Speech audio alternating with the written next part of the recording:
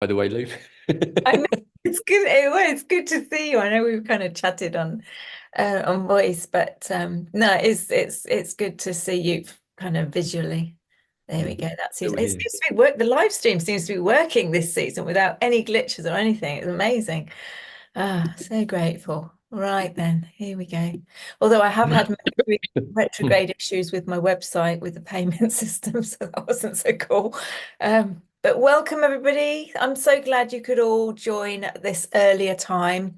We will explain the reasons why. I'm sure Davyd will go into it, but right, remember to record. Let's get started. Okay, all righty. So, hello and welcome to season 11 of the Mundane to Magical Online Summit series. My name is Louise Matson, and as always, I truly, truly am blessed to be your host. This is the penultimate live call of this season, and I have thoroughly enjoyed it, and I hope you have too. But let's carry on with this call. I do feel truly blessed for today's live call as I welcome back a much loved returning speaker. Davyd Farrell. Now, today's live call is at a slightly earlier time due to something that I'm sure Davyd will talk through in our conversation, but he sustained a serious injury prior to the summit, and I am so grateful that he feels able to join us today. Davyd's conversations are always so rich and so deep, with many layers to the energetic transmission, as he often shares the wisdom not only of plant consciousness, but of the stars as well, and combines them in a beautiful harmony, um, especially talking of the energies of these times. So, for those who don't know Davyd, he is a quantum plant alchemist, a bard, and a plant medicine man who works with the elemental forces of nature, quantum plant, tree, and fungi intelligence as a quantum plant shaman to do powerful remote healings for people. And with Bella, his co-founder of both the Quantum Plant Healing and Quantum Planet World websites, he creates amazing courses and shares amazing wisdom. So through the Quantum Plant Healing website, they hold global plant immersions, which I can highly recommend, for they enable people worldwide to meet in a safe and sacred quantum space and join with the transmissions of plant intelligence for not only healing, but for personal realization and wisdom and guidance as well, because the plants are as much our teachers as any conscious being on this planet. And through the Quantum Planet World website, Davyd and Bella aim to connect communities that are making a difference by creating a better world through the quantum ideas. And this is where you can find courses on such things as the Stellar Nations, which Leslie Shankman so graciously joined us with and spoke to of yesterday, as well as the Sacred Art of Geomancy, which is land healing, and Bella's new course, which is obviously Davyd will probably touch upon the Mayan time and magic. Now, Davyd also runs a YouTube channel where he co-hosts many wonderful wisdom sharings, such as Web of Weird with Pete Jackson Main, Moons and Mythos with the astrologer Kelly Hunter, and Food as Medicine with Rebecca O'Reilly, and so much more. There's interviews on there with Leslie Shankman about stellar nations and other things, as well as his partner Bella. So please do check out the wide variety of wisdom sharings that Davyd has available to us all. Now, the topic for today's conversation is a goodie. It's all about stepping onto the new Earth timeline, and it's time to really wake up and remember who we really truly are. Now, I felt a major shift in the energy since the eclipse, and I'm sure many other sensitive people will have too. So we can really tangibly feel this pull, this draw to really step up and step forth on our own divine paths. So in this special and unique talk, Davyd will share how we can navigate ourselves onto the new Earth timeline by raising our frequency and letting go of the dense energy that it really no longer serves us, and allow it to dismantle with grace around us. Davyd will be sharing on a very personal level how he has and continues to navigate the energies of the major astrological aspects that we're all experiencing, but also weaving into the cosmic history codes and the mind magic that have also been major players in the very personal impact the current energies have had on his journey. Now, this conversation weaves together with and in the beautiful, wonderful conversation we've already had with Leslie Shankman regarding selinations, and the amazing conversation yet to come with Bella Alvaran, who will take us on an introductory journey into Mayan time and magic held within. And as always, please feel free to make comments and ask questions as we go along. I'll try and weave as many into the conversation as we can. And so without further ado, it truly is an honor and a pleasure to welcome you back to the show, Davyd. Wow, thank you, Lou, so much. And that's quite the introduction. I could take a leaf out of your book. My introductions are generally a lot shorter than that. And thank you so much. That's very kind, everything that you've said there. And welcome, everybody. It's great to be back. I really enjoy doing these summit talks with Lou. We have a lot in common and we talk a lot in between these shows about many things that are of common interest to us. But I'm very aware today that my internet has been playing up a little bit. I think it's part of what's going on in the collective atmospheric. So if I do glitch out or if I get stuck a little bit, please do bear with me. Remember that I'm down here in the wilds of Mexico, so to have an internet connection at all, actually, some days is a miracle.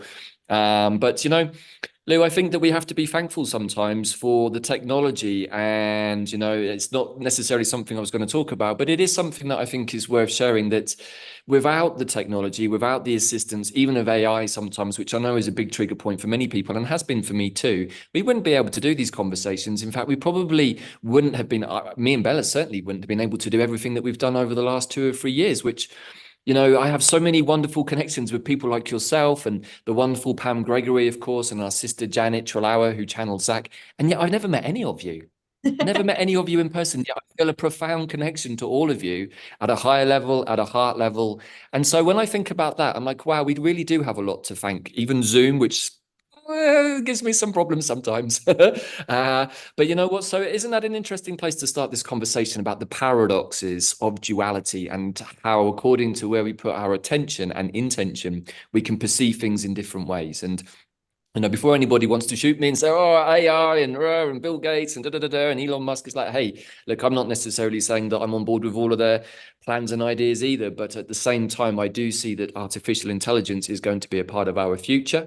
And perhaps it's more about how we start to embrace that from a positive New Earth timeline rather than saying, hey, it's being manipulated by the dark forces, which has been true, but I do perceive has somewhat changed. So I guess that's quite of an interesting place to start today's talk.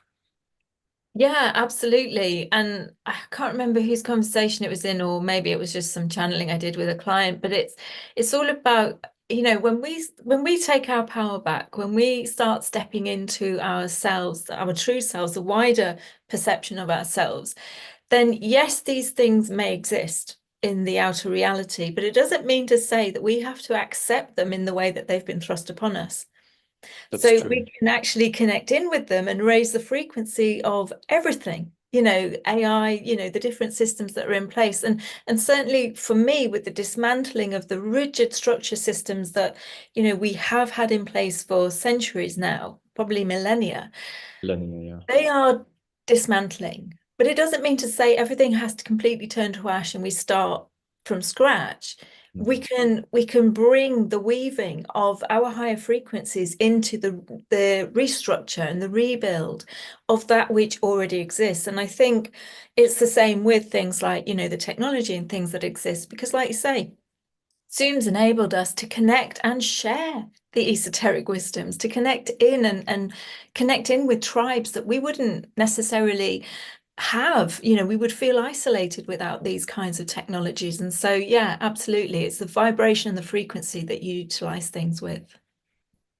Yeah, brilliant. I couldn't agree with you more, Lou. And I think that that's, again, part of the tapestry that I want to try and weave in today's talk. And, you know, I'm also going to use my recent so-called accident, although I'm not really seeing it that way anymore. I'm seeing it more like a blessing. And thankfully, due to my work as a plant medicine person, although that part of my identity, I guess, is also moving away from me now, I feel that that world of healing is also something more of the old paradigm. And as we move into a new earth timeline and fifth dimensional consciousness, the need to heal in that way is not really going to be present or even necessary. And I'll explain more about that later as we get deeper into this talk. But thank you for the wonderful setup. Kind of made me realize just how busy I've been, and along with Bella, over the last couple of years. And we have been pretty relentless, I have to say. But it was always coming from a different space. It was always coming from the plants. It was always coming from higher intuition. It was always coming from our higher selves, or as I'm now realizing, really our future selves. And that's also part of today's talk, is about time travel. And so I'm going to weave in various elements that you alluded to in the opening introduction there, that does include our cosmology, our DNA coding, astrology, Mayan time, and of course, a little bit of plant medicine too. I also pulled a card with my wonderful new pack that I am showing off a little bit at the moment. It's called the Enchanted Map Oracle Oh, I've card. got those. They're really good. I bought them actually at the end of last year when I was in the US with Bella, and I thought, oh, I think I'm going to need those cards for some kind of journey that I'm going to go on quite soon. So it was already coming to me. I've often been a very how to say, future-oriented person, and my adventures of the last couple of months, since really the beginning of February, have shown me why. And this is where the Mayan glyph comes in. This is where Mayan time comes in. So when I was thinking about the title for today's talk, Lou, I was like, well, how to weave in all of the things that I've experienced, how to weave in what I've come to learn about myself, and how to relate that in some way so that it's a benefit to other people. So this is not meant to be a grandiose talk about me in that sense. It's more perhaps what I would like to suggest is I'm more of a mouthpiece or a conduit for a series of experiences that have happened to me that I've been able to observe, which have been very, very weird at times, but I'm somewhat used to them, being a Skywalker. Hey, and it's good to see the animals in the house too.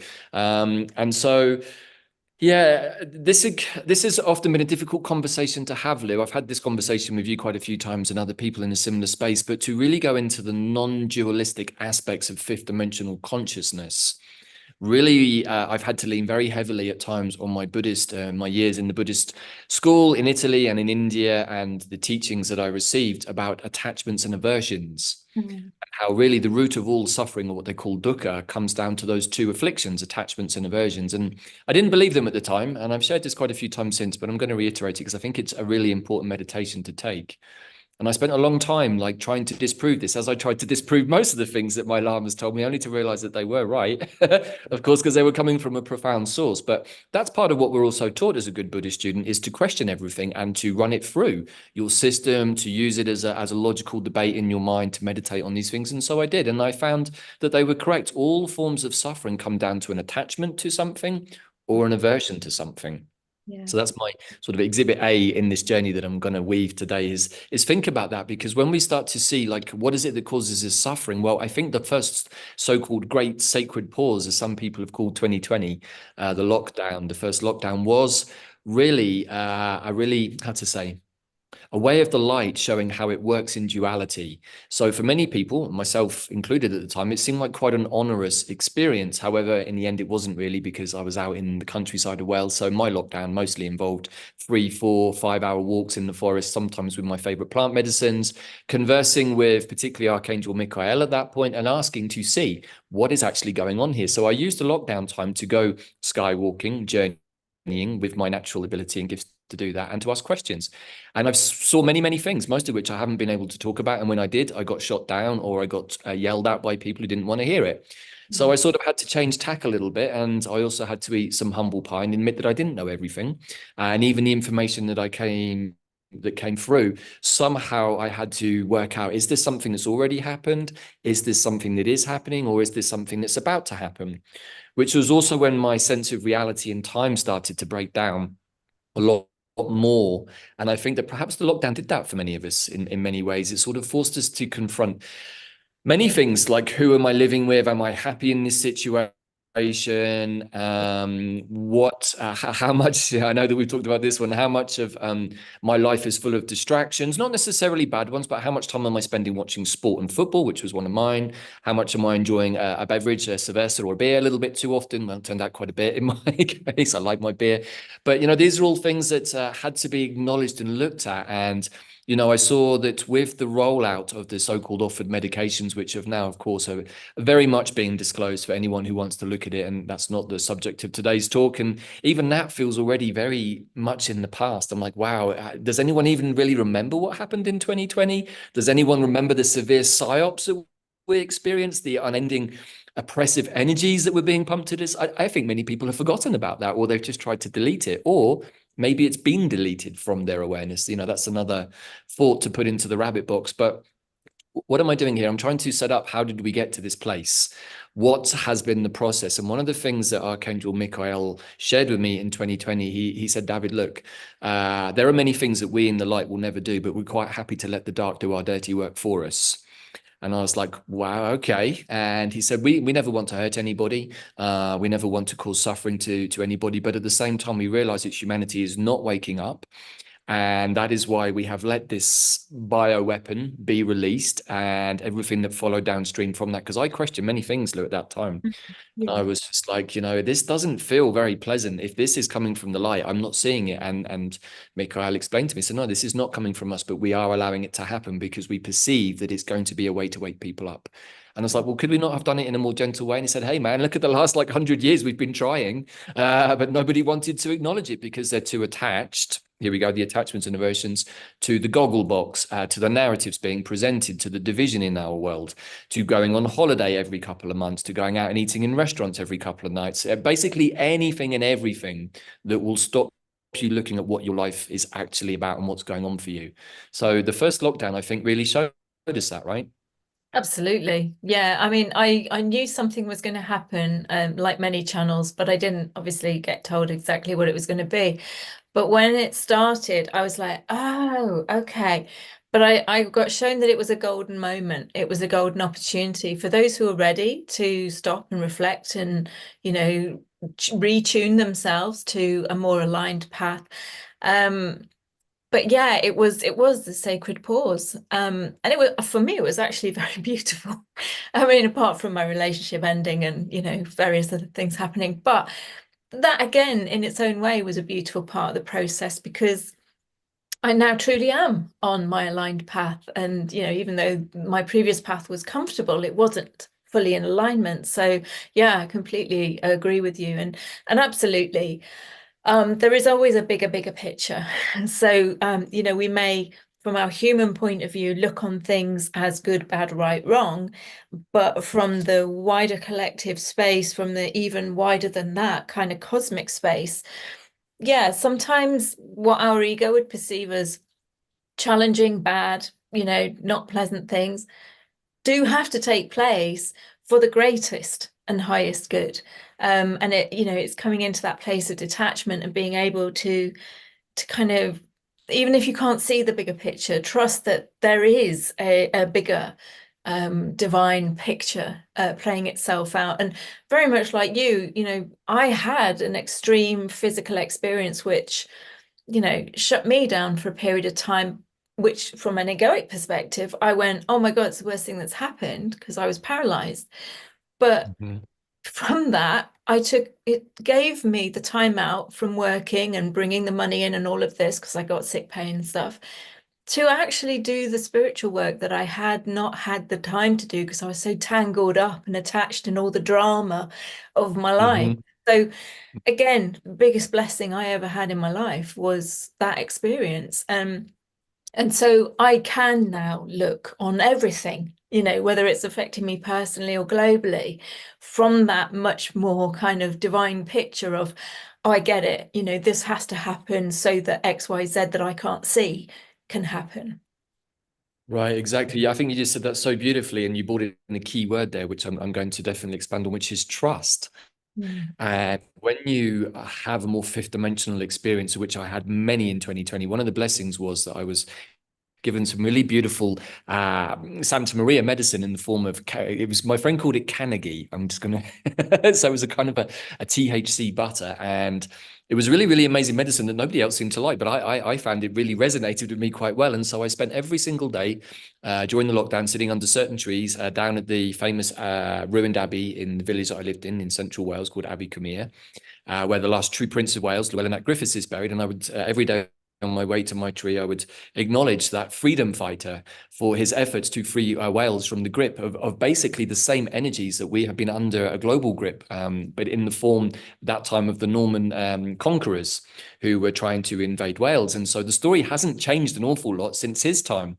So I deeply resonated with that being, and I pledged at that time, whatever is in my capacity as a spiritual being, as a spiritual warrior, particularly, I will step up and do whatever I can. And even if I fight a one-man fight during this next couple of years, I will go into the astral planes with my fairly extensive assistants and crew and allies and other warriors that I have around me. And I will do whatever I can to start dismantling the system. And so it was a long fight. It's been a long fight, 4 years. And, in the middle of all of that, at the same time, doing healing work on people, much like you, and really once we had the offer medications going into people's system, I was like, I don't like this. I sensed the energy of it already incoming before it arrived, as many of us did.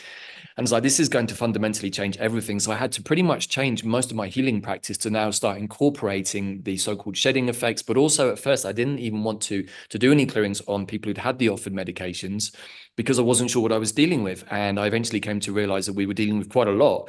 And, that then led to many things, including the Rainbow Bridge journey that's over on quantum plant healing, many other things. But I don't really want to talk so much about the healing of what's happened already, because we kind of, I think if we're here and we're listening to this interview or even being a part of this interview, we probably already, traversed most of that. So what I want to focus on is what's coming next. And, I'm going to weave in my accident really as the first part of that. So for those of you who don't know, on the leap day, the 29th of February, I was watering in my garden, as I've done many, many times before. And our house here is built on terraces. It's actually built on the side of a very ancient pyramid. It's a 500-year-old Franciscan monastic building that is next to a seminary and a very Catholic church with, until very recently, very inverted energy, which is very much a part of the energy of Mexico, and something that I perceive is now about to disappear from our world. Finally, the beings that were holding sway over the Catholic Church, particularly the Vatican, have been removed. That is something that happened on the eclipse, something that many of us have been working towards, thank God. We may see that start to appear in our awareness quite soon, but I'll come to that later in the talk. So I was watering on the side of one of these terraces, and I had my hose that I've done 100 times or more before, and I was watering the plants below, and the hose came away in my hand, and I started to fall, like straight down. And I had literally, I think, a split second to think, this is a bad one, dude. Like, what are you going to do? I'm going to try and land this. I think I'm going to be okay. If I land straight down, I might not hurt myself. Boom, I landed straight down, literally vertically into an empty fish pond below, a fall of about 12 to 13, 14 feet, I guess, about 3.5 meters. So not a huge fall, but far enough to cause serious damage. And even to this moment, Lou, I consider how I landed a miracle. The surgeon who worked on me is also an incredible being that I want to acknowledge a little bit. The wonderful Saint Santiago, who was my quantum surgeon in Guadalajara, but I'll share more about that in a second, because it's part of the story of trust that I want to share today, and then how that relates to how we can use my experience maybe as something like you did with your experience, very, very similar, really. And in the process of having this accident, so-called, I realized that many other beings have had similar life-changing accidents that actually has completely cleared stuff from their field, and they've then come out of that a completely different person. And I can say that even just a month, 6 weeks, however it is now, I lose track, since that so-called accident, I am a different person. I've sensed many aspects of me leaving, and being Skywalker and being able to work in these different dimensions, I've been able to observe from the fifth dimension the pain body victim aspect of the being that really was Davyd, leaving, and perhaps even died in that fall. And the bit that I haven't shared so much with people is what happened in the 2 weeks before that. So I'd been feeling very weird, probably since the end of January. I'd even said to Bella, my partner, I said, I'm not feeling good. She'd actually gone back to Texas to spend time with her daughter. So we were having to manage two different spaces, which was, just a 3D challenge, but it was fine. And I said to her, I'm not feeling good. I feel like something very powerful, maybe even death, is coming towards me. I felt it very close. It's not the first time I felt death close to me. I know the frequency. I've even met Santa Muerte or the Grim Reaper a number of times and had conversations. I've even been through death experiences on my sacred fungi journeys. They took me through a process actually earlier this year and tried to show me, Davyd, what's the difference? If you had died in the jungle 6 years ago, as we want to tell you that you did, then how do you perceive this reality? I'm like, well, I don't know. Like, how would I tell the difference? And they're like, exactly, you wouldn't be able to tell the difference. And that's the point that we want to share with you. So they were really starting to try and finally, whatever was still lodged in me as a sort of a concept of time and space, and even how to say reality experience, was being really sort of unpegged, I think, in readiness for what was about to happen. So that happened probably back in January. I then got into February, and my sacred fungi medicine said, Davyd, we need you to do 3 journeys in the next 8 days on powerful, I have it written here in my diary, but on powerful days to do with Chiron. So I was like, okay, that sounds kind of serious. And they're like, yes, it is. But it's really, really important that you do this. This is your moment to fix everything. And I was like, okay, sure, I'm up for that. And like Lou said, also in 2020, I'd already been through a process of letting go of my old life. I'd left Wales, I'd left my community, I'd left my previous relationship, many, many things that really needed to come to an end for me to step onto my divine destiny path. And so it was difficult to let go of everything, to sell all of my items and to put the rest in the skip and then just bring 3 bags to Mexico as my life was somewhat humbling, and also at the same time rebirthing. It was a refreshing process somehow. And when I first got here, it was a mess, and the people I came to stay with who were curanderos, I quickly realized had been with the offered medications, which was not what I was expecting. So I'm like, oh my gosh, these are healers, and now they've taken this inverted medicine on board too. What am I meant to do? I'm going to be living with these people. And up until that point, I'd been sort of separating myself out. And so I was very quickly forced to say, okay, I'm going to have to live with this energy and with this whatever is going on for these people up close. So that's when I started to then do clearings and healings on people who had the offered medications. I took advice from Zach, who Janet Trelawa channels, and I said, okay, what do you advise here, brother? And he said, well, this is investigation work, Davyd. You know the routine, you know what you do, and you know how effective it is. But now you're going to have to start looking at other things and try and put this into the picture as well. And it was dangerous work. I definitely got sick a couple of times from that work, even though it's all done at the quantum level and done remotely.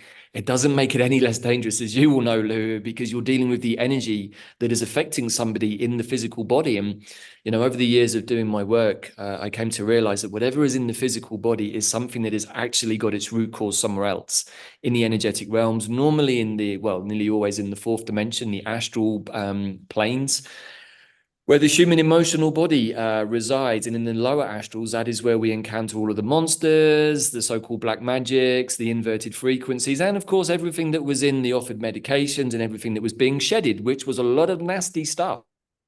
Lots of heavy metal, lots of graphene. I found it very interesting. I think it's Dr. Arkis started to talk about the snake venom that was in the offered medications and how people that were with tobacco weren't being affected as much. And I am a tobacco. It's one of the lineages I was initiated into in South America. So I thought that was all very interesting. And when I first did my first clearing on somebody who'd had the offered medication and it affected me, I felt my body being poisoned. I was actually in the forest. I went for a walk into the forest afterwards, and some part of my intuition said, Davyd, you need to check in to see what really happened in that clearing. So I took just a little bit of my sacred fungi medicine and I went into the forest, and for about 2 hours, nothing really came through. I was like, oh, okay, seems like everything's fine. And as is often the case with that medicine, the moment that thought came into my mind, I suddenly realized everything was not fine at all. And I wasn't feeling very good. And I had to sit under a tree and check in with myself. And I'm like, okay, what's going on? And I felt this poison, so I can describe it, rushing up through my body and going straight from basically my brain, my lower mind. And I started to get this voice, you've got the you-know-what, you've got the you-know-what, you've got the you-know. I'm like, no, but I don't believe in that. That can't be true. I don't believe in it. It doesn't matter. You've got it. You've got it. And so at that point, there was almost like a mini psychological break. And my higher self stepped fully into the space and said, right, dude, we've got you. Don't worry. You're going to have to get home. You're going to have some of your tobacco medicine, the tobacco snuff that I work with. And we're going to have to blast this out. But don't panic. If you panic, it's going to take control. You need to isolate the poison in your system. And we're going to hold it there. And you're going to have to work with me at the mental level to keep it out. Otherwise, it's going to get into the metals in your brain where it's trying to create a circuit loop. And I was like, oh my God, this is quite full on. And they're like, yeah, we know, but don't worry, we're going to guide you home. So I got guided home through a series of trees. One of them was a huge old alder tree next to a beautiful stream. And what I realized, I learned many things on that journey home and subsequently about many things. But the alder tree was able to lower my heart rate and thus my breath And it brought me into a much deeper state of breathing that allowed me to get control, because there was definitely an element of panic because I didn't know what was going on. And I got home and I could feel the poison still in me. And I had my tobacco snuff, probably the biggest round of tobacco I've ever had. And for about 2 minutes, I was like, it hasn't worked. I still feel this thing. And I had my eyes closed, and the medicine said, okay, brother, open your eyes now. It's gone. And I was like, yeah, wow, it's gone. Okay, what was that? So that was the beginning of the jigsaw puzzle, really, Lou, that led me on the adventure that has brought me to this point. It's like, okay, what the hell is happening here to humanity? We are under some huge experience. And I was like, wow, okay. So that was when I had to roll up my sleeves and say, okay, as a healer, even though I don't really want to do this work, as a naturally curious Scorpio, I want to know what is happening here. And so probably by the point last year when I stopped doing the healing work, I must have done healings. Oh, I prefer to say clearings rather than healings, actually. My job is really just to remove stuff from people's fields and expose where the actual healing needs to take place. Because in the end, it's only us as individuals that can do healing. So I just want to make that distinction. And so I probably had done about 100 clearings on so-called people with the offered medications, and had learned many things, learned about what was in those injections and everything else, but still was in a world where we can't even talk about it, not even in our own community, up until the summer of last year, where we were able to talk about this because we had lots of those people in our community. And every time we tried to talk about it in this kind of forum, people would get super triggered. And it's like, you can't say those things. And I thought this was a place of healing. And it's like, yeah, that's why we're trying to talk about these things. So it was difficult. And then something snapped, I'd say probably around about June or July. And we'd already put out the quantum plant upgrade protocols, all of which was working with the pendulum, working with our higher selves, same way that you do, I think, to remove the things in our field that don't serve us, the dense energies. Now, for those who didn't have the offered medications, it was different. We were still dealing very much with the human emotional baggage. For those that did have the offered medications, what I quickly realized is that most of that stuff was no longer in their field. But what was in their field was a whole host of other nasties, really, really toxic stuff. I did one clearing on somebody, and I had some of my fungi medicine to connect into the space. And even before I opened the circle, the medicine came on in like 2 minutes, which is always a bad sign. I'm like, oh no, this isn't going to go well. And I started vomiting in the shower before I even opened space. And I'm like, oh my God, this is not good. I finally opened space and did the clearing. And for the first 20 minutes, I was actually vomiting into a bucket. And I was like, oh my God, like, what's this? And when the medicine showed me, it was like my head had been stuck into a chemical bath. And I was like, this is disgusting. So I started to quickly realize, wow, if this is in people's fields, this is going to attack their immune systems. Yeah. So I realized that it was basically a process of soul degradation. That is the point I'm coming to here, to disconnect us from our multidimensional selves, particularly our capacity to traverse the fourth dimension, the astral planes, and to connect into our fifth dimensional self, which is a place of unconditional love, the place of non-duality, the place of non-polarization, also the place of the goddess. And now I'm realizing the restored masculine in the form of the Christo, or the Christ consciousness. The energy of Jesus and Mary has been very, very strong over the last couple of months, not just for me, but many of our group as well. And certainly came through strongly a number of times in healings that people were doing for me. Beautiful healings that really actually shifted a lot in the process. So the talk is stepping onto the new Earth timeline. And what I just shared there was really a sort of a review of how did we get to this place? Because if anyone's still watching the Goggle Box, which I do a little bit, because I get intuitions about the energies of stuff. And so I check to see what is the narrative being presented. And we can see from last weekend to this weekend that we are being presented very strongly with the narrative of Armageddon War. That is what the narrative wants to present us with. Now, that was a very strong possibility at various points, but that I can assure everybody is not going to happen. It may look like it happens, but from what I'm understanding, the old paradigm has gone. All of the structures that we understood, the financial structures, the political structures, even the health structures, things that people trusted implicitly, possibly foolishly, I would suggest, but anyway, at different points, they are all now going to be exposed for the great spell and lie that they were. And, one of my major considerations post-accident was where to have surgery, because one of the things that I perceived here in Mexico was that the effects of the offered medication had a very damaging effect on the souls of people. When people talked about zombie apocalypse, Lou, I could see it here very clearly from the moment I arrived. It's like these poor people have suffered already a lot in the last 500 years with the conquest and everything else, and the great lies that have been told about their cultures and their past, particularly the Mayan culture and the Aztecas and or the Azlans, to give them their proper name, and many other cultures. And now they've been goaded and bribed into having this, told if they don't have this medication, they will lose their jobs, or they won't be allowed to practice as healers. And I heard every story under the sun. Yeah. And, I find it very distressing to see these people's souls leaving. And I could see the fogginess around. I'm like, oh my gosh, like, how did I end up here in the middle of all of this? And so, then the compulsion even more to explore and say, okay, what's coming down the road? I know that New Earth is coming. We were told that in 2020 by our elders in the astrology that was going to be the turning point, and that 2024 was going to be probably the most difficult point. And by the time we got to spring 2025, we would be in a different space. So that's when I really started to tune in strongly. And I have to thank the wonderful sister that is Pam Gregory for this, because I got the nudge from one of my medicines to reach out to her and to ask if she'd be willing to do an interview. And she was. She replied instantly, much to my surprise. And that's when we did the very first video, which was about Saturn squaring Uranus. It was called Organic versus Inorganic. And it was our first kind of foray into looking at how to weave astrology and more kind of earth-based elements together.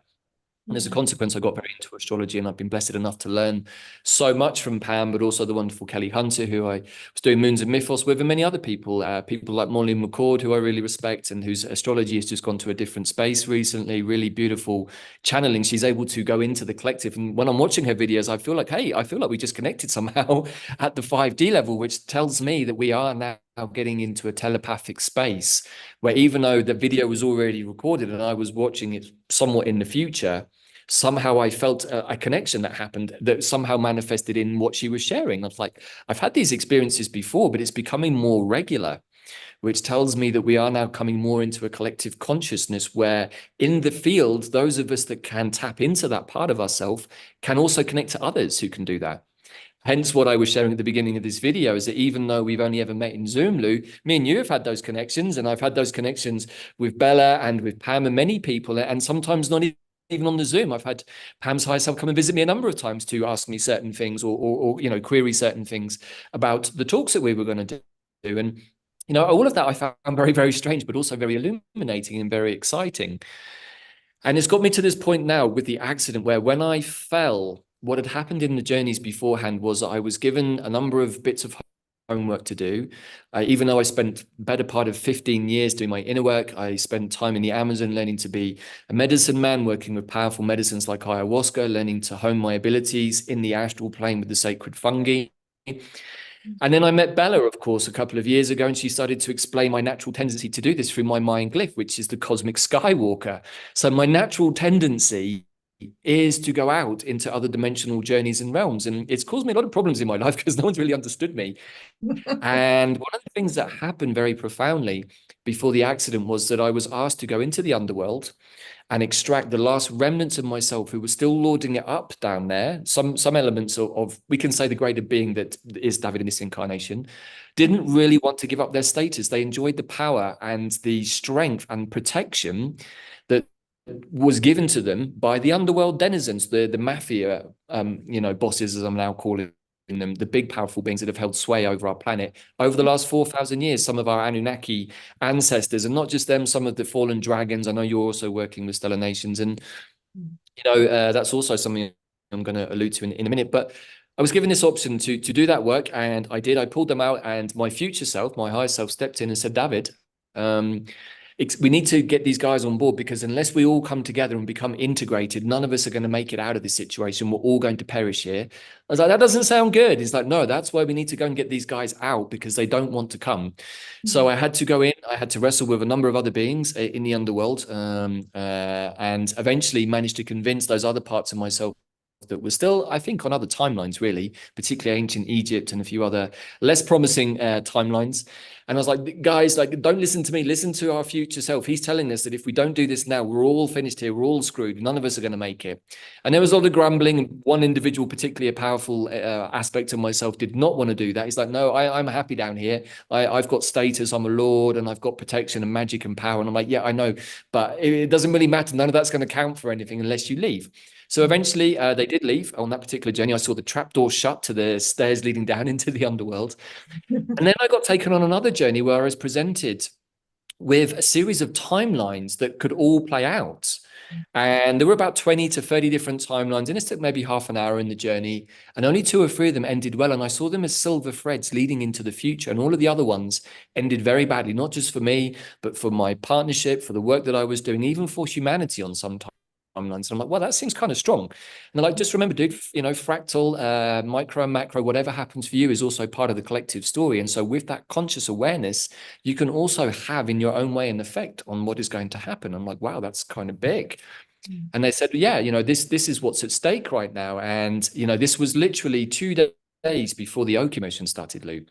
And the oak is a very powerful ally of mine. And he said to me, David, he was actually one of the ones who instructed me to do the journeys. He said, I will not let you hold space for others until you've resolved these outstanding issues that you have.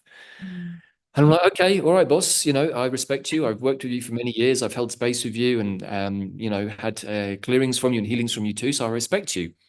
And so I did that work. And he then basically was the organizer of everything that happened. And I said, okay, I don't know what's going to happen if I accept these other deals that you're putting on the table, but I've done this process before. I know that Mikhail protects me, so I trust him. I trust all of you that whatever you're asking me to do is going to work out well, because why would it not?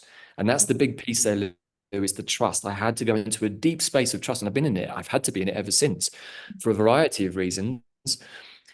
And I took the deal. I said, okay, I want that beautiful future that we've been planning, that's very new earth, that's very higher frequency to play out. That's my whole gig. It's why I'm here. And they said, okay, Davyd, we can't tell you what's going to happen, but it might hurt. But don't worry, we've got you. 2 days later, I fell, pushed, jumped, leaped, whatever you can say, but came off the ledge, landed in a very, very rare position. Even the surgeon said to me, he said, in all of my years doing surgery on people's feet, I've never really seen an injury like this, Davyd. It's a miracle that you didn't break your legs, you didn't break your knees, you didn't break your spine, you didn't break your neck, and you didn't come head first. I'm like, I know, it's all a miracle, right? I don't know how I did that, but that was the first part of the story. And I was like, I was in a deep place of shock, I think, Lou, for really up until just a few days ago. I'm not really sure how present I was in my body. All of the wonderful support that people sent, and I'm sure including some of your audience, I'm so grateful for the love, the support, the healing, the financial contributions, all of which were needed and have been used in the process. Because you all know, doing the work that we do doesn't really pay much more than the bills, and even running global immersions, there isn't an awful lot left in the kitty afterwards. So that was all good. I've been living as my allies have asked me to, with what was needed rather than anything excessive, because of what's about to happen, because everything that's in the old paradigm doesn't really have any value. So monetary and, money in the bank, all of those things, they're just fake. They're illusions that the financial systems have given us as part of the slavery. Now, what I'm going to share next from the surgery might resonate a little bit with you, judging from what you shared on one of your talks, but because of the Stellar Nations journey that I had been on since the summer of last year, around the time of the Rainbow Bridge journey, one of the protocols that had been given to us by the plants was from dandelion, which is the recalibration and cleaning of the, corrupted or missing DNA.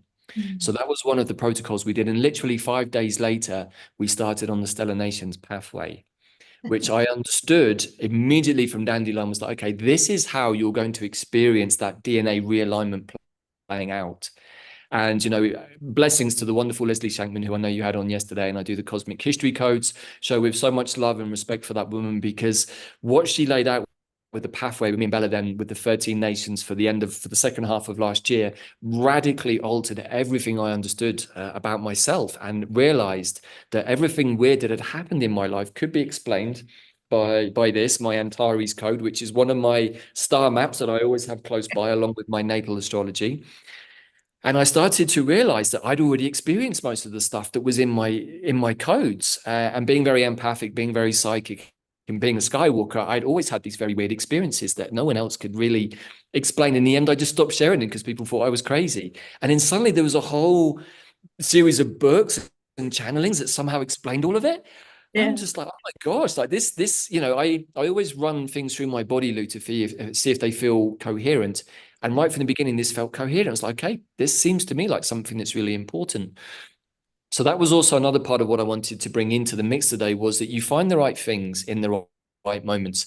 And, without the understanding of what the stellar nations brought into my awareness, particularly with the dragon codes, particularly with Khan and the mark of the beast and slavery and all of the bad deals that were done with the fallen angels and the fallen serpents, our Anunnaki ancestors. And some of us have fallen angel very strongly in our charts, including me. And I came to realize that some of the more difficult aspects of my life were not down to Davyd in this life, but were down to these rogue elements that had to be extracted finally from the underworld, who've been playing up in these other incarnations that were mapped out in my Antares code. And when I got my Antares code, it's like, oh, I know my astrology is kind of strong, but wow, it's like I've been involved in every fall and rebellion that the universe has seen. Is like, does it get any better? And thankfully it does, because, when we get to sit in our, I don't know, our cosmic chamber with the guides upstairs, Zach had already told me, he said, brother, you spent 200 years negotiating your next incarnation. And I'm like, yeah, I know why. I've seen the evidence now, like, of why I didn't want to come back. And he's like, you were very, very sure and precise that if you were going to incarnate this time around, that you weren't going to have to go through the traumas that the last 1500 years of linear time have played out. Because we look at things like the Crusades and, the Arthurian timelines, and we can see that there have been various attempts by the light to introduce the Christ consciousness energy, the balance masculine and feminine.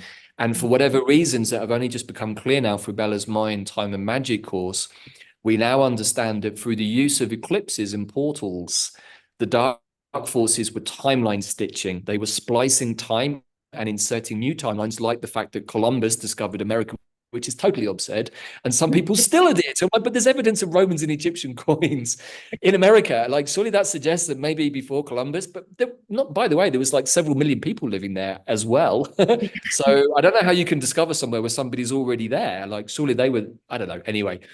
So, that's one of the more obvious absurdities. And then we've got the whole Gregorian calendar, which is a combination of Julius Caesar's tinkering just before the time of Christ. So we can see again the insertion of a timeline to try and distort the Piscean age, the Christ consciousness.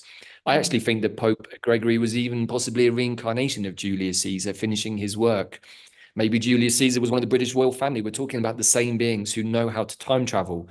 I saw a really interesting video that showed recently how many of the so-called British royal family had been born or got married on eclipses. If you ever seen the great, although slightly gory, wonderful movie that Mel Gibson put together called Apocalypto, he uses the whole total solar eclipse as the portent for the Spanish arriving. So we can see many, many places now. And for those doing Bella's Mind, Time and Magic course, we get really into this in some of the commentaries, because we've realized that time is not anything that we think it is. And as a time traveler, as a cosmic skywalker, I then realized in the run up to the oak immersion that really my higher self, the one who's been guiding me, my intuition, my whole life since I was a little child, often asking me to do things that were completely in opposition to other people around me, particularly my parents as a child, was actually my future self. And that radically changed many things. And once my future self took control of the situation before the accident, what happened, and as the wonderful Zach confirmed after the accident, he said, brother, your system is completely intact. You are going to heal perfectly. And he said, the reason is that your system, your whole field is completely intact. There was no damage done to your energy astral field at all, miraculously. But that must be because of the work that I just did, that final bit of reintegration work, which is why the oak tree asked me to do that work. So all of these amazing synchronicities, all incredibly powerful, what carried me through the initial shock, because I fell and I was locked in here on my own. My phone was on another terrace. I had to haul myself out of an empty fish pond on my hands and knees with feet that were exploding literally and painfully. I had to rip my shoes and socks off, haul myself up a ramp, many, many things that, I could not have gone so well. And I had already made some wonderful connections here in the local town, with the local community, and everyone that I've been guided to spend time with and connect with, those were the people that stepped in, called the ambulance, brought a ladder, climbed over, broke into the house because they couldn't get in. Many things that I wouldn't be here without those people. Who I'm so grateful to so many of the people that showed up for me in that moment, because otherwise, literally, we wouldn't be having this conversation. But again, this is where the level of trust and intuition comes in, because I've been guided to do all of this for the last year and a half. And I didn't always know why I'm putting time into some individuals or why I'm making this connection. But those were the people that showed up in those moments. And so, kind of gone on a little bit of a spiel there, but hopefully everyone's able to follow the dynamics of what I'm sharing here to see that in the moment that I felt, everything had already been put into place for this to be a profound, life-changing experience for me at a life-changing moment for everybody else. And what it did was, it gave me the confidence, because I'm like, this has to be something that was what I agreed to, not just a random accident that's like poor me that would have fed my victim self, which was part of what had been stamped into me, which I'll come to in a second. Because I could have gone, oh, I can't believe this has happened. I was doing all this amazing work and now I've fallen and now I'm going to be off my feet for 6 months. Maybe I'll never walk again. All of those terrible thoughts just simply weren't there. Instead, there was my guides going, don't worry, man, we've got you. And then everybody rallied around through the videos that Bella and Pam shared. And I'm like, wow, I never knew so many people cared. And that also lifted me into a different space of like, wow, that's so beautiful. Thank you, everybody. And because of that, there was the space needed to assess, how am I going to have surgery on this? Which is not something, I've said for many years, like I don't like Western medicine, but sometimes you do need a surgeon, and a good one. And, given what I've shared about the medications earlier, I had very, very big red flags about going to a hospital in Mexico, because I've already witnessed and seen horror stories of people who are not right doing healing work on people and getting it wrong. Really bad stories that I was just like, oh, I don't think I want to engage with this. So we took the time, we did dowsing, we checked in with our guides, and we were told, like, don't worry, put the prayer out. And sure enough, one individual that I connected with in Guadalajara immediately messaged me and said, I know a really good hospital that's a privately run hospital by a friend who's got a really amazing surgeon who he's also had surgery on and really highly recommends. And, I didn't accept that immediately. I sat with it for a while and put the feelers out. But in the end, I felt in my body, no, this is the guy. This is the guy that's going to be my surgeon. So to cut a long story short, we went to Guadalajara, did the surgery. And I'm not going to lie, I've never had an accident like this. I've had surgery before on my knees as a footballer and stuff, but this was by far the worst. And I was having to trust on every level that this is the right guy. I'm going to survive this hospital with mashed up people, even though it was a good hospital. The people were not in good conditions. The nurses and doctors were fully indoctrinated with all of the orphan medications, with all the shedding that I'm super sensitive to. And I knew was going to affect the operation. I'm like, wow, I'm literally walking into a chemical bath here to have an operation that could go well, not go well. So I was like, guys, like, you're really asking a lot of me. And they said, dude, we need you to keep trusting. Need you to keep trusting. So I did the surgery and it seemed to go okay. But then the following day, Lou, this is the bit I want to share because maybe it will resonate with you and many other people, is that suddenly the pain went from a 5 out of 10, because they would ask me, David, what's the pain right now? I had to do it every hour. Oh, it's a 5 or a 6. Okay. Then it went to an 8, and then it was a 9 and bordering on a 10. I was like, guys, like, the medication's not working. I'm in a lot of pain and something is not right in my left ankle. Not right at all. So anyway, we shut the door eventually. The doctors and nurses couldn't work out what was going on. The surgeon wasn't around. And I said to Bella, we need to do something. I think you need to do some healing work on my left ankle. Something is not right. So she started doing healing work. And as she did that, Lou, do you know what I saw? I saw a sigil of a dragon claw in my left ankle, literally embedded into the heel and the ankle bone. And I also saw rusty nails, and I saw a manacle around my ankle. I was like, oh my gosh. And then afterwards, when I shared this with Bella, because it took 40 minutes, I had to use all of my kind of witchy skills to remove basically what was a black magic sigil from my ankle. And it was the black magic stamp of Khan. You're one of mine, and you're always going to be one of mine, therefore a slave. Now, what I didn't realize at that point was that in the Mayan glyphs, number 13, which is my glyph on the body, is the left ankle. Oh, wow. So I'm sharing this story. This is kind of personal, but I'm sharing it as a kind of a motif, because what I understood was, like, really what I had to do was go in and create the dynamics to go back onto my divine path, so that the piece that had always been my back door in moments when my life was meant to go really well, there'd always been an injury, a severe illness, or somebody had stabbed me in the back. I mean, it was almost every year when I look back with that information, I was like, oh my God, there's been so many disastrous moments when things were meant to have gone well. And it's like, why do these things happen? And it created this kind of like always looking over my shoulder sensation, which fed the sense of victimhood, which is like had put my whole system into fight or flight. And I'd been in that situation since I was a child. My nervous system was completely shot to pieces, to be honest. I've been surviving with my plant medicines for years. I'm like, and when I stopped trying to be that way, really bad things would happen. So I'm like, no, I need to stay switched on in the astral planes to deal with anything that's coming towards me. So I realized that what had happened was my allies had said, dude, we need you to trust us. We're going to allow this fall to happen, even though the dark forces were at play. We're going to manage the process because you need to shatter your left foot so that that thing can be revealed. And finally, the only back door that you couldn't see because there was no way you could see it got revealed. And I was like, wow, there it is.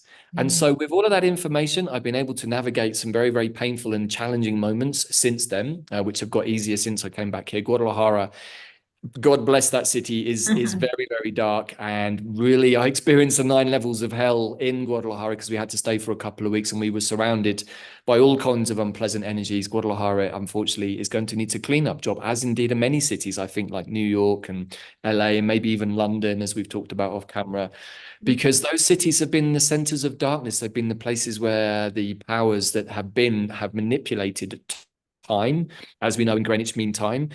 But also, when me and Bella were doing the work on the Mind, Time and Magic course, we could see that the square mile of London had been taken by the Romans, and the Romans had gone specifically to look for that piece as part of their timeline insertion. So we started to put all these pieces together, and we could see, oh my gosh, these guys have also been time traveling from the future back, looking for the power points on the Earth that were part of the Atlantean project, so they could put the inversions there, so that they could control the financial system, they couldn't control the media or the narrative, the propaganda, which has been going on since, the Greeks, and they can control time.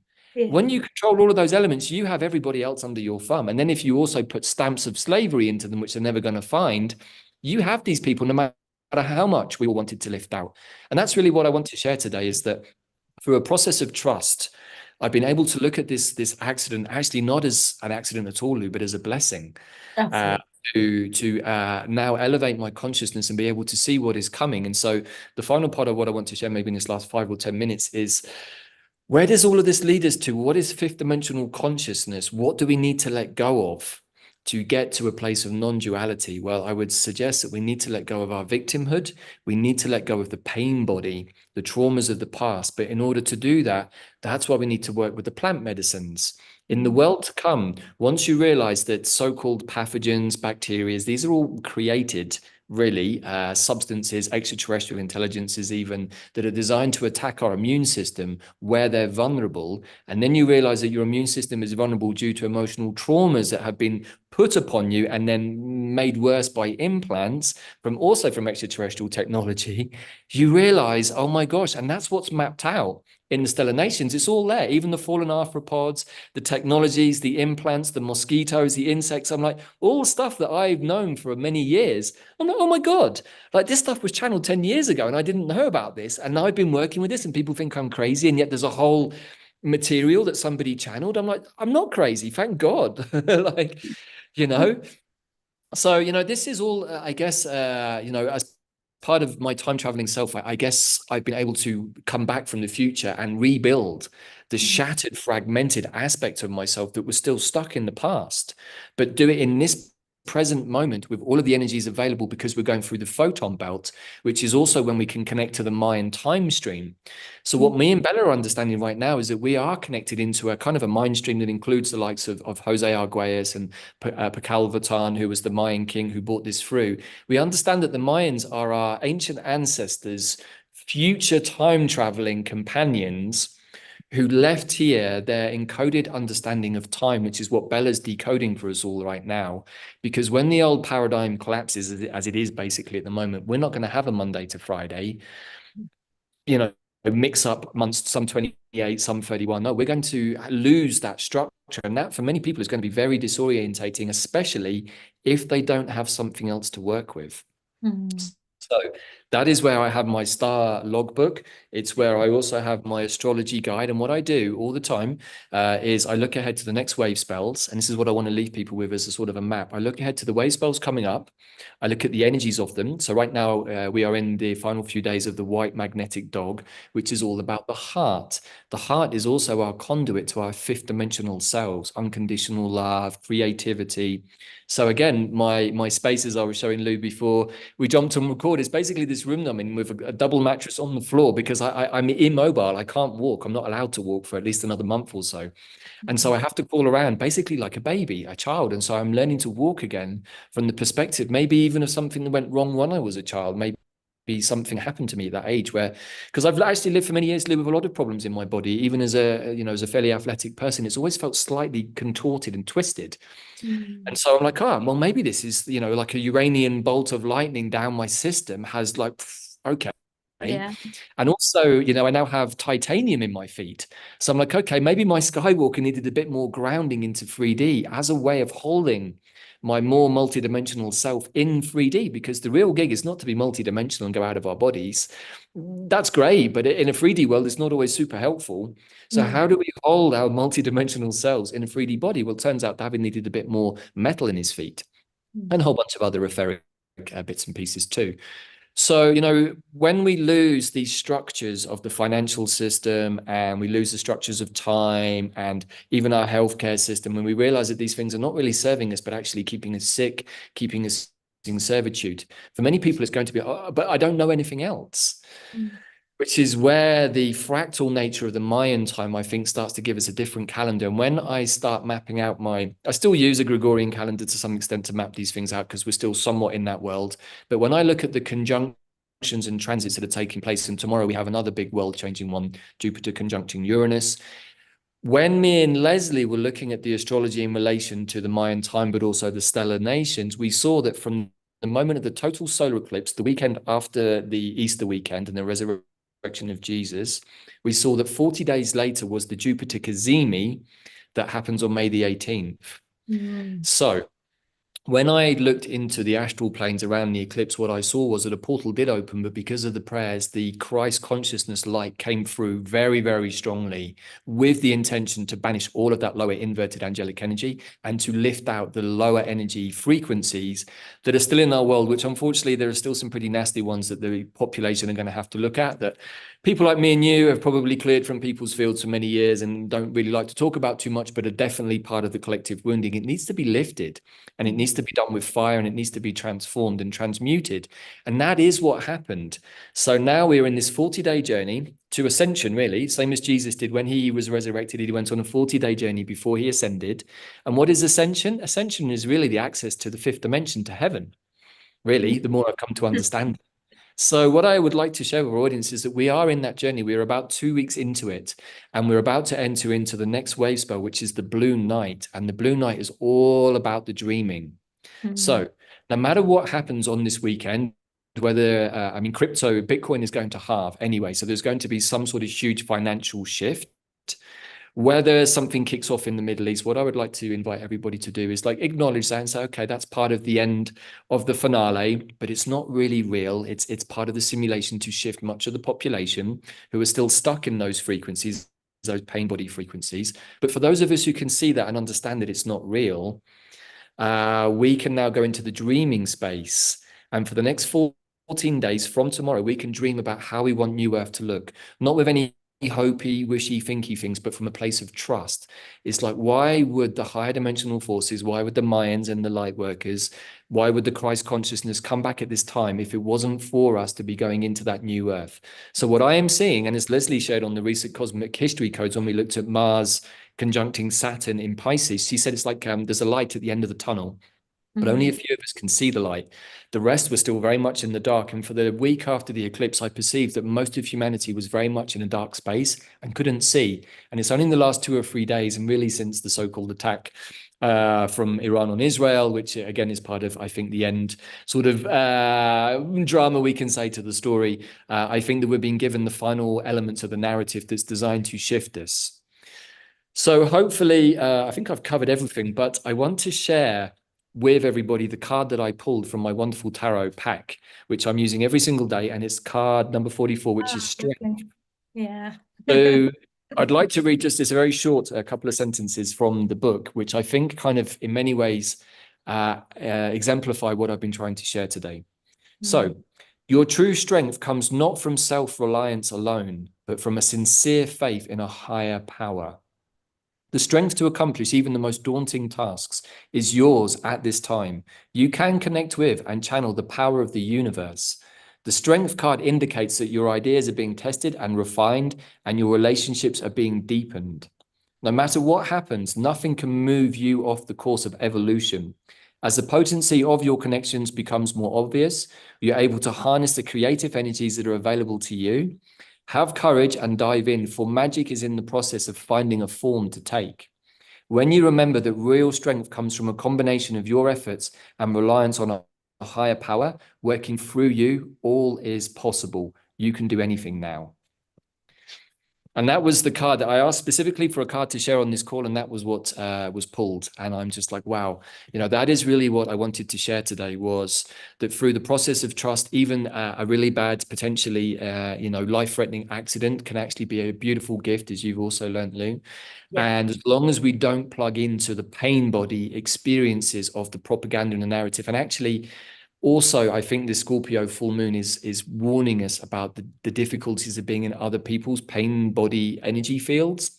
What I am really understanding is that this is really a 2 weeks for us to meditate by ourselves, not necessarily be rude or unsociable, but just be very, very conscious that spending time around people who could still be stuck in their pain patterns may somewhat pull us back into those frequencies and actually stop us from dreaming. What I've been blessed enough in this space to do for the last 3-4 weeks is dream a lot. I don't have anything much to do. I'm in my own 3-year-old playpen, crawling around on my hands and knees, and all I've got is my books and a little bit the internet and my star maps and my imagination and a little bit of help from some various medicines that I'm working with to get better. And that's opened up this beautiful vista that's allowed me to see all of this. But if I had lots of interactions with other people and their world of sickness, as many people are in, I feel great. My immune system's better than it's ever been. And I'm like, but I've had a couple of visitors come around, and the moment they brought their energy into the space, it changed everything, even though they're beautiful people. One of them very much with the medications, and his field was full of it. And he dumped some of it on me. I'm like, oh, no, I don't want that. Thanks. I really don't want that. So I now just have one carer who comes every morning, a beautiful local lady who comes and cooks me food. And we've got a sort of an energetic connection now that we've worked out somehow, even though we don't speak each other's languages very well. And that's it. And actually, Lou, from a point of view of being isolated for potentially months, which could have been really, really soul destroying, the opposite has happened. And I'm like, I'm actually enjoying this. And for the first time yesterday, I was like, oh my God, I might have to leave my playpen at some point in the next month or two and start walking again. I was like, I'm kind of enjoying this. Like you, I got the time out that I've been asking for. And my guide's like, see, Davyd, in the end, everything is perfect. Yes, we had to do that to your feet, or we had to allow that to happen to your feet. Because also the other aspect in duality, Lou, was that when I extracted and renounced any aspect of myself in the plotting of the underworld, I also lost the protection the underworld gave me. Yeah. Because that's how the mafia works. It's like, yeah, we're going to give you protection. Like, who from? Oh, well, it's from us, actually, but we're not going to tell you that. So for some, for some reason, the dark did push me off the ledge. It's like it was out of revenge and spite. You think that you can walk away from us? Look what we can do to you. And so my allies were like, yeah, we had to let that happen on a day at a time, because it was the only way that they could get you, because you're so protected by all of your allies. It was the only way that they could find him. And it was the second day of the oak immersion. And so the oak is all about cosmic divine time. And so everything that happened was held within that time traveling, celestial being, the oak.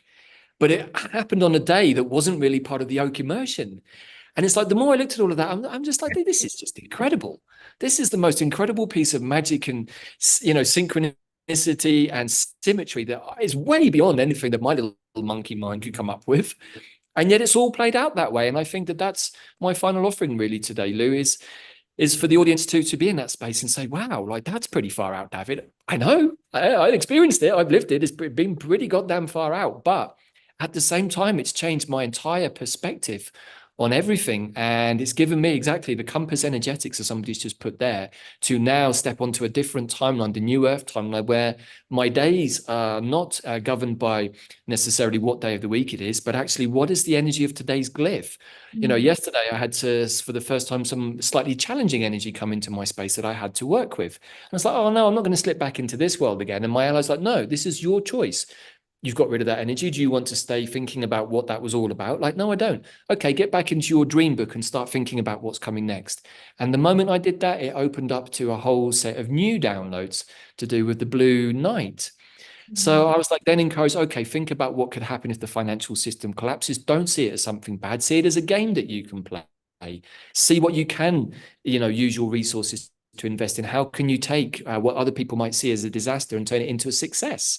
And like, this is where we have to keep transforming all the way. Every single thing that comes to us, there is no place for victimhood anymore. There is no place for pain body anymore. It all has to be transmuted. And that is, I think, the journey that we're on to the Jupiter Cazimi, maybe a bit beyond.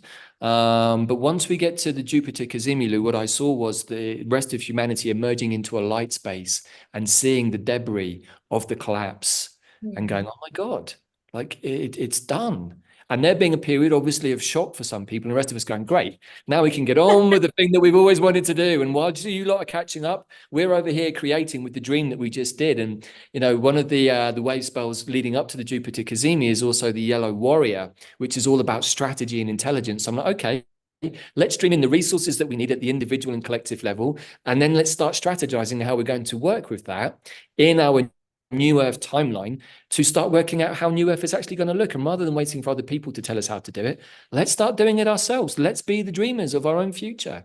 Isn't that what this is all about, everybody? So anyway, Absolutely. got a little bit over time, so sorry for that. But No, no. People were asking, what is the deck of cards? It's Colette Baron Reed's, and I can't remember exactly the title. It's the Enchanted Compass, is it? Or yeah, it's right here. Giving a big shout out for this pack. You know what? It's one of these beautiful oracle packs that really the words that are written belie the power of the pack itself. And what I would also like to show at the end of this is that through studying the Mayan time and my astrology and my glyphs and my stellarations, what I've really come to understand is more of the totality of the higher dimensional being that somehow Davyd here is just a conduit for, just a very small part of. And at the same time, that's been hugely humbling to be privileged enough to see a future being avatar back into my body to put together a very, very damaged, fragmented, fractured being who'd fallen a great deal, hence the symbology in the fall with the feet too, and the landing. Everything was like somehow the past, present, and future all happening in the now. And in that moment, every part of me had come back together. And I think that is really what this whole talk was about today, is like, how do we become who we truly are? We use all of these different wonderful navigation compass tools. There's a reason why me and Bella call our show the Quantum Compass. We're trying to show people how we are living our life so that when the collapse happens, it's not a shock for us. They say, hey, don't worry about it, man. We've already got another timeline that we're working with over here. And not only that, we actually know who we are, so we can work with our gifts rather than needing to feel special or precious. It's like nobody needs to do that. As me and Bella were talking about in the commentary for module number 5 of Mayan Time and Magic, we put out the prayer. Wouldn't it be amazing to have a community where we have all of the glyphs represented? Because that would be the perfect community. It would have all of the energetic components that you need. Because, yeah, it's great being a Skywalker and being multidimensional, but that's not great for everyday living. You need people that are actualizers and dreamers and refiners. And so everybody has this perfect place. When you really get into the deeper energetics of the Mayan glyphs and what they represent, you understand that we all have these amazing gifts that our astrology hints at. Our stellarations gives a much more in-depth soul aspect. yeah. But then we have this beautiful like template that we can almost see and go, oh my gosh, that's me. But it's not really me. It's like 1,000 or 1,000,000 different me's all in one body. And isn't that an incredible thing to be able to see on my eagle's perch and not be attached to? Even my sense of self has gone. I'm like, I don't know who Davyd is. Is Davyd a quantum plant alchemist? Maybe. Is he a time traveler? Probably. Is he a guy that sits and talks a lot on Zoom? Yes, for sure. I'm all of those things, and yet I'm none of them either. And so I think that that's where the final loop back to the beginning of this talk about attachments and aversions kind of comes to its full course. So yeah, do we have any other questions that people want to ask? Well, one of the things that I just wanted to bring through is my personal one is Blue Crystal Night, which is starting on the 21st. The other amazing and beautifully synchronistic thing was tomorrow we do not have a live call. We have a day off. So catch up on your replays, sit in reflection on what you've absorbed in the talk so far. And that is due to the fact that Bella had to delay her interview because of the situation with Davyd. And so that's actually happening next week. And so we have a slightly out of time summit this season. which is beautiful and perfect. So Bella will be coming on, her video will be available on definitely on the 24th, but it might even be available on the 23rd after we've recorded it. And she will be talking more to the magic of the Mayan calendar and how we can work with that calendar to excuse me, create the magic within our own reality and come back into alignment with what is actually natural time for us as spiritual beings having the human experience. But one of the things that I wanted to bring through, and it was from your quantum compass discussion when you were talking about this next wave spell, which is starting before our talk with Bella on the 21st, is when you're working with the blue night, it is all about this dreaming, as you've said. So what plants can people connect into? I know you mentioned in the talk mugwort, obviously. Yeah. And I'm going to go and get some from the herbalist tomorrow so I can put some under my pillow. But there was another one and I can't remember what it was.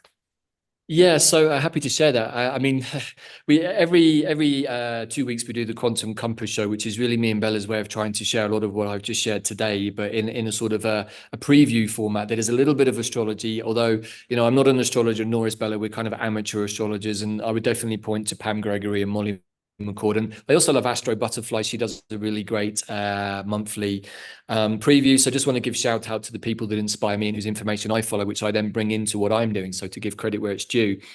And then we look at I map everything out ahead of time. I look into it, and sometimes I do some journey work and I feel into it, and then I'd start looking at the Mayan.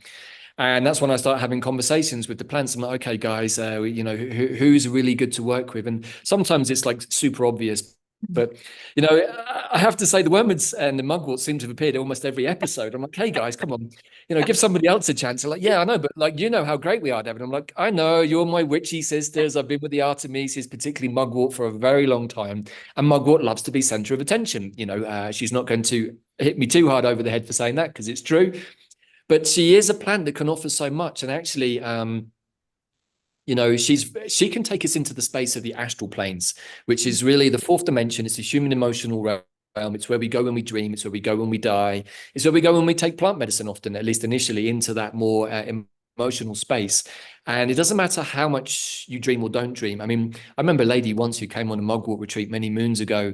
Lou said, I don't, I love mugwort, but I don't know about this dreaming thing. I haven't had a dream for like over a decade. I'm like, oh, we'll see.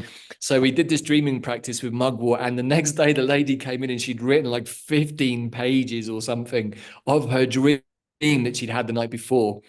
And she's just like, I don't understand what happened here. Was this mugwort that did this? I was like, well, you came on a mugwort weekend and we called it a dreaming weekend. So yes, and then this is what can happen. So we put mugwort into the mix as the dreaming plant, but that's more of the night dream space. Now I have to say I nearly put Santa Maria as a daydreaming plant in, but it's still got some legality issues around it, and people still don't really know how to work with that plant properly. It is the plant of the fifth dimension. It is the plant of the goddess. It is the plant of creativity, but unfortunately it has a huge stigma. It's been bastardized with all of this stuff in the US, and it's kind of in a very degraded space, which I don't like. It's a beautiful companion of mine, has been since I was a kid, and has always allowed me to access the higher future self. And that was one of the weird things that happened actually in the run up to the oak. Was I had a very profound conversation with the spirit of cannabis, or Santa Maria as I call her. And I said, so how come you've been with me since I was a teenager? And she said, David, it was part of what we had to do. We had to make sure that I came into your awareness as a teenager, so that you would always have that connection to the other part of yourself, which is what always gave you the slight edge to use your intuition. And said, really, that was a deal that your future self made with me, the goddess, who manifests through that plant. And she said that, and that's why I have number 13 as my glyph. My whole role is in service to the goddess, which is really in service to the fifth dimensional intelligence that is what's needing to come back.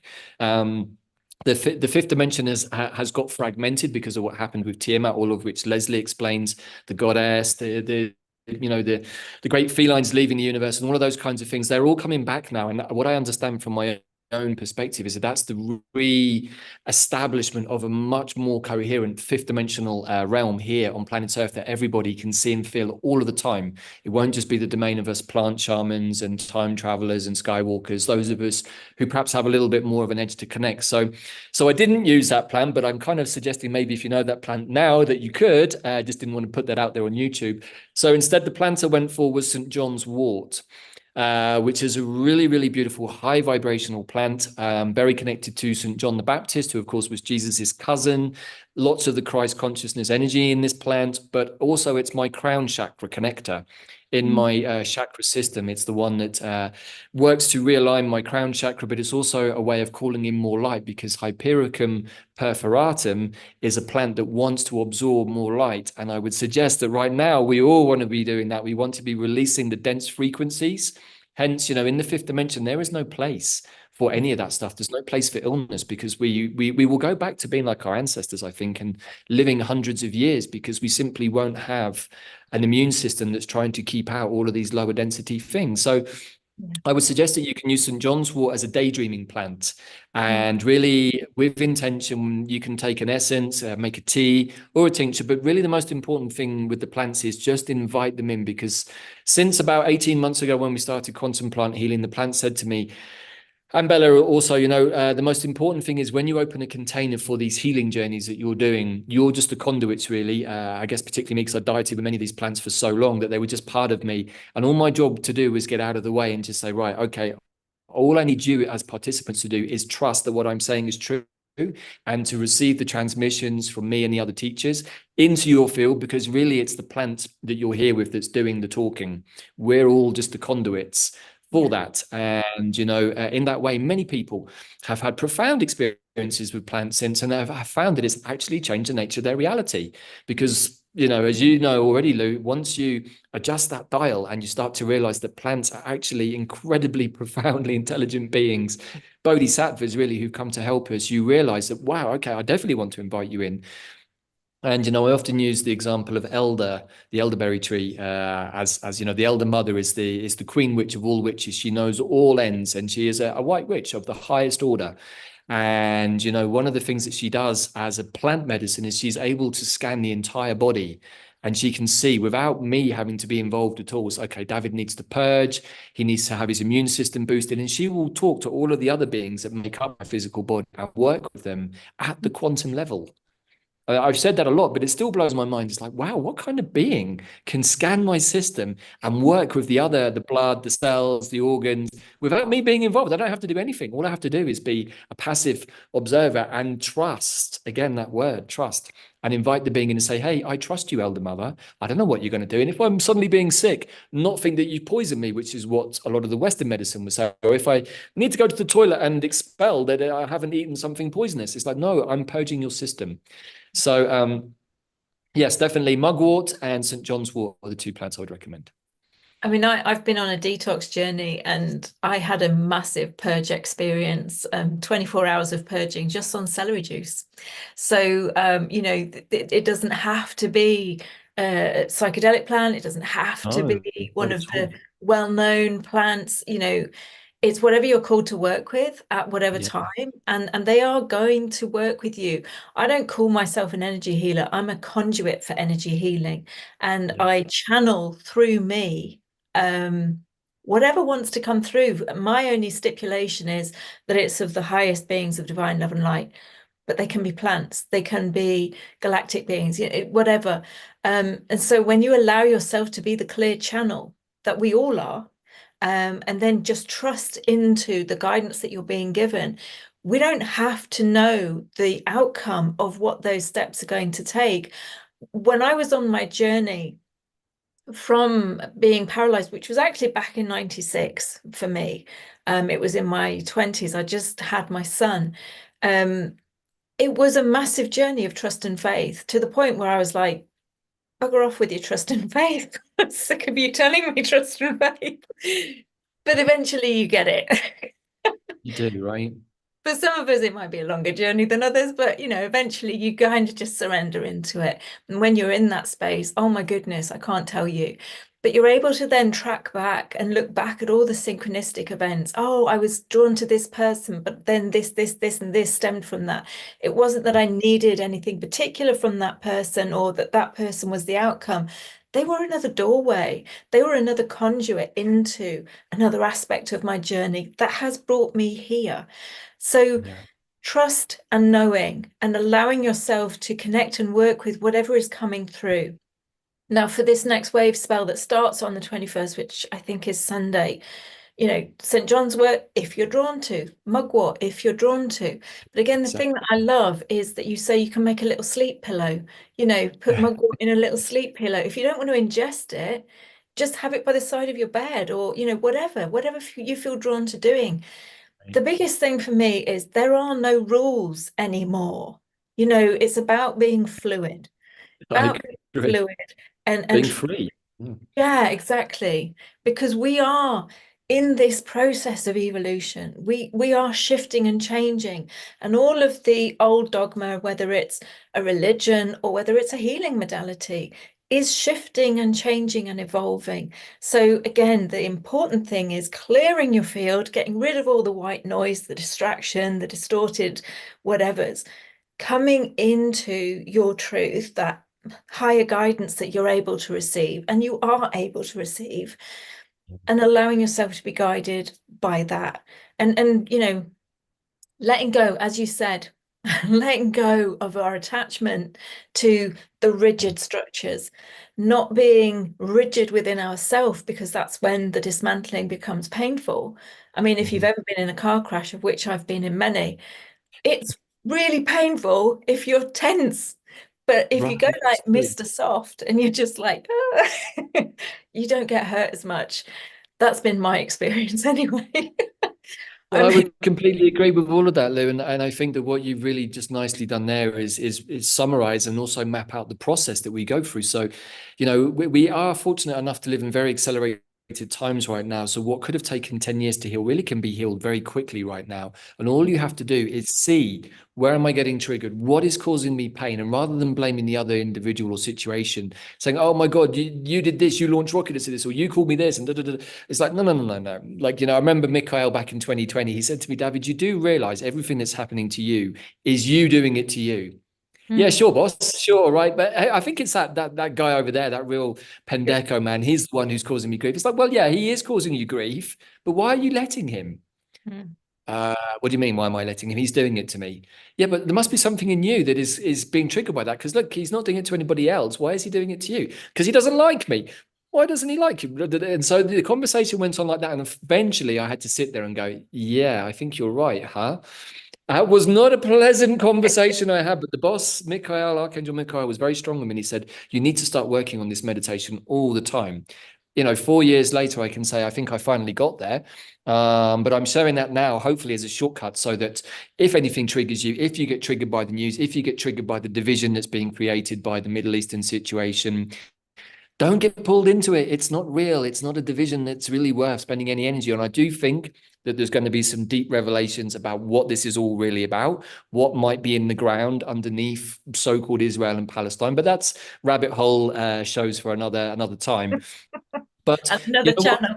Another channel maybe, but you know what? From my playpen mattress here on the floor, I can sit in my fifth dimensional perspective and enjoy the show and say, "Hey, I kind of wondered how this was all going to come to pass." Meanwhile, yeah, you guys can get on with that, but meanwhile, I'm going to be doing my dreaming. I'm going to be doing my internal meditations. I'm going to be working with the blue night energy, and I'm going to start strategizing with the way spell afterwards. How does all of this come to pass from this world where I don't have any pain anymore?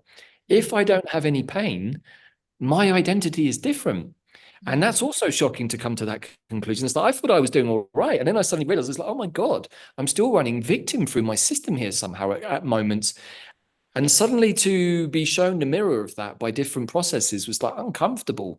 I'm like, oh my God, even though I felt justified in some of it for really good reasons, I was like, this pain body is still present and it's stopping me from being everything that I need to be.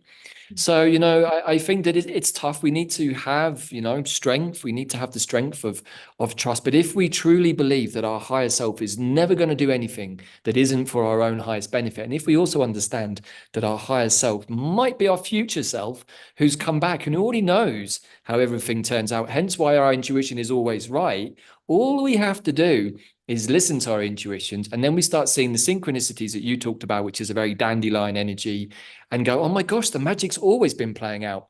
And that is the difference I would suggest between those of us who are still very awakened in the game and those who may be zoned out or zombified over the last few years and who decided this process wasn't for them. But even now, I've got newer perspectives, which maybe I'll share on a different call, to do with why that process has unfolded. But in the end, it doesn't really matter, Lou. It's like, it's about us. It's about me. It's about you.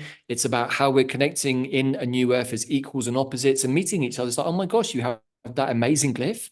That means that you're a dreamer. Wow. What are you going to dream in for us, lovely? My job is to, you know, to bring the timelines into a place. Now you guys have to dream in. So, you know, how are we going to work as a team? And, you know, this is what I just want to share also then. And I know that Bella's going to probably say this on her course, but right now she's offering a free glyph reading for anyone who signs up for her amazing time defining Mayan time and magic course, which just sits so well with everything that I've talked about today, with the astrology, with the wonderful cosmology that Leslie and the ladies from Hungary bring through. And that's also something I really recommend looking at if you want to understand your galactic self. The Stellar Nations pathway, as we laid out on quantumplanet.world last year, is profound. And I know that you've been engaging with it, Lou, and I hope you found the material to be as profound as I found it. It's literally changed my life, I have to say. So, you know.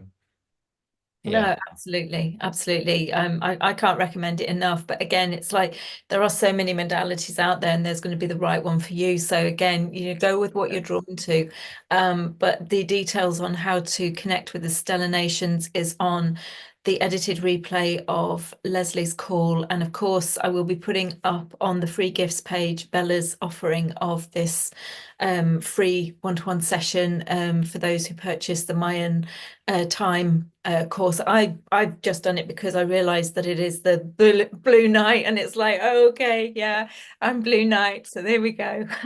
You know what's interesting, Lou, is that Bella's also realized that many people that have come for her for a reading recently have also been Blue Night activating. So the people who need to get activated are drawn to do these things in the moment that they need them. And I was just like, this is how it all works. It's all synchronistic, and you always end up, as one of my cards told me the other day, everything is always exactly how it's meant to be, Davyd. All you have to do is let go and surrender into that knowledge and not find reasons to block, which is where the little monkey mind wants to take control of stuff, right? So Absolutely. hopefully, you know, that's come through to the audience today. And, you know, that's why I'm in such a positive space, even though, you know, this kind of difficult thing has happened.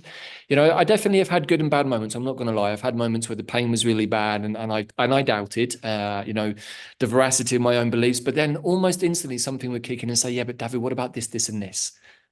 Oh yeah, okay, that's true. What about that piece of magic, that synchronicity? Oh yeah, that's true. And so those are my anchor points that I've built over the last like 5 to 10 years of having those kind of experiences that anchor me back. So when I do have a wobble moment or something comes into my field that pulls me down momentarily, I don't lose my sense of my fifth dimensional self, my higher positivity, and say, okay, yeah, but that can't be right because I know these other truths are already my truth. And so this falsehood doesn't work for me. And I would suggest that that's what we're going to be offered. Lots of falsehoods. Is this the reality you want to live in? Or do you want to be like Lou and step into the activation of your dream space or whatever your true nature is? And that is what I think the mind glyphs are really giving, certainly me, is a much more codified, this is who I really am, right? Without all of the trappings that the old paradigm wanted to box me into.